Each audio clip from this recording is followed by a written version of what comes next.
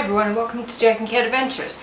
Today we're going to be making Western style spare ribs, okay? They're really easy. They're kind of just prep them and put them in the oven and let them cook all day. So what you're going to do is, however many people you have, figure maybe 1 to 2 ribs depending on how big they are. Mine are pretty big. I have some that are with bone in and some that are boneless. So our butcher just cut them and gave them to me, so I really didn't know what I was getting, but I'm fine with that because the bone adds a little bit more flavor. But if you get them with bone in, figure a little bit more in weight because you need to make up for that bone with meat, okay? So let's get started. You can use any kind of rub you like, any kind of barbecue rub you like.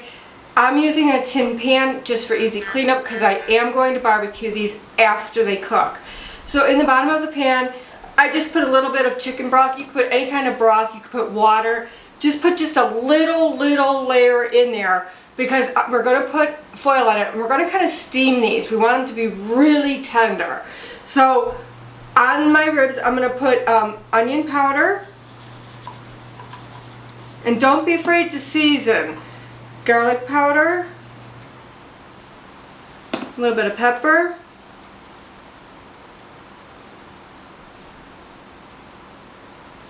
And a little bit of salt. Now, go easy on the salt only because you really don't know what kind of barbecue sauce you're using. It might have a lot of salt in it.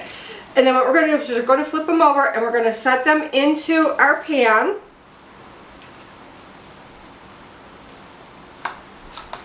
And I'm just going to finish seasoning them on that side. And then what you're going to do is you're going to cover these tightly with foil. Put them in a 300-degree oven between 4 to 5 hours or until they're fork tender. Now, if you want to finish them off in the oven, do them till like they just fall apart on the fork. If you want to do them out on the grill, I would pull them about an hour before they're done in the oven, so that way they don't fall apart on your grill, okay? So I'm just going to cover these and I'm just going to put them in for 5 hours.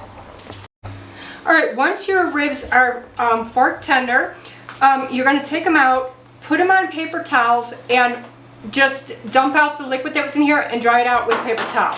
Then we're going to add our homemade barbecue sauce to the bottom of this. You don't need too much. What I'm doing is I'm going to put this under the broiler, so I want to make sure both sides have enough barbecue sauce on them. And then all I'm going to do is take pieces and put them back in here. Now, these pieces fall apart, so that's why I really don't want to turn them once I have them in that sauce. But you can turn them if you want halfway through in the broiler with the barbecue sauce on. You can definitely turn them over if you want to.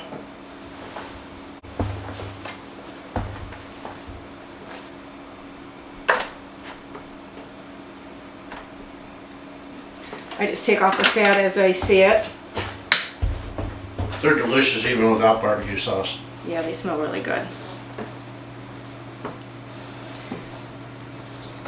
Like I said, take them out about an hour or 2 earlier if you want to do them out on the grill, to finish them out on the grill, so that way they're not falling apart like mine are.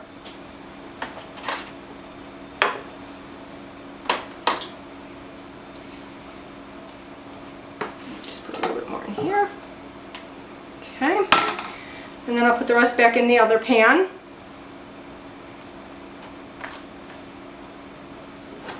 Just put a few pieces in here. Okay, so now what I'm going to do is I'm just going to put some more sauce on top. Just a little bit. Because once you put this under the broiler, you're going to want to add a little bit more as it starts to bake on. You want them really sticky.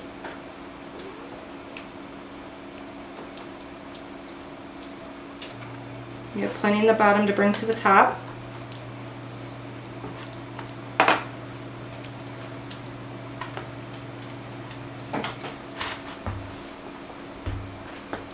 Okay, and I'm just going to stick these underneath the broiler for about 5 minutes.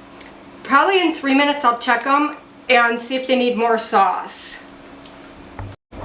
Alright, so I put the barbecue sauce on these. I put them under the broiler for about 3 to 5 minutes, and then I put more barbecue sauce on them and put them in for another 3 to 5 minutes, just until they look sticky and done like this. So please like, share, comment, and subscribe, and remember, you do you.